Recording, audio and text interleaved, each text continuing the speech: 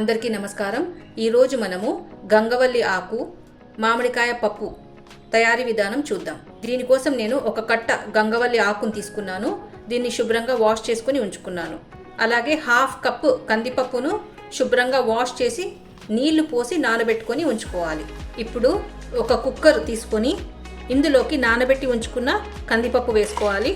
ఒక medium size ఉల్లిగడ్డ ముక్కలు, ఒక మీడియం సైజ్ టొమాటో ముక్కలు, ఒక చిన్న మామిడికాయ ముక్కలుగా కట్ చేసుకునేటివి, ఒక కట్ట గంగవల్లి ఆకు శుభ్రంగా వాష్ చేసుకునేది, 1 టీ స్పూన్ పసుపు, హాఫ్ టీ స్పూన్ జీలకర్ర, చిటికెడు మెంతులు, 4 వెల్లుల్లి రెబ్బలు, 2 టీ స్పూన్ల ఆయిల్,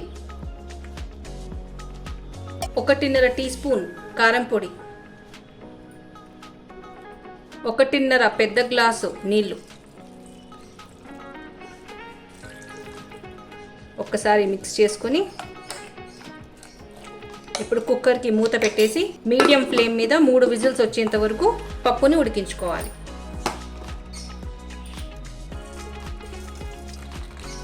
ఇప్పుడు పప్పుని ఎనుపుకుందాము। ఇందులో 1 టేబుల్ స్పూన్ ఉప్పు వేసుకొని బాగా ఎనుపుకోవాలి। ఇప్పుడు స్టవ్ ఆన్ చేసుకొని ఒక గిన్నె పెట్టుకొని ఇందులోకి 2 గరిటెల నూనె వేసుకోవాలి। నూనె కాగిన తర్వాత ఇందులోకి 1 టేబుల్ స్పూన్ పోపు దినుసులు, 3 ఎండుమిరపకాయలు, ఒక చిన్న ఉల్లిగడ్డ చీలికలు, పచ్చ దంచిన 4 వెల్లుల్లి రెబ్బలు, కొద్దిగా కరివేపాకు। పోపు వేగిన తర్వాత ఇందులోకి పప్పును వేసుకోవాలి।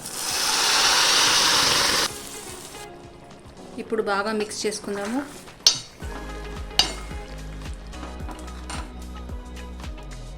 పప్పు బాగా ఉడుకుతుంది। ఇప్పుడు మనం స్టవ్ ఆఫ్ చేసి సర్వ్ చేసుకుందాం। గంగవల్లి ఆకు మామిడికాయ పప్పు రెడీ అయిపోయింది। మీరు ఇంట్లో తప్పక ట్రై చేసి చూడండి। వీడియో నచ్చినట్లయితే please like, share and subscribe. Thank you.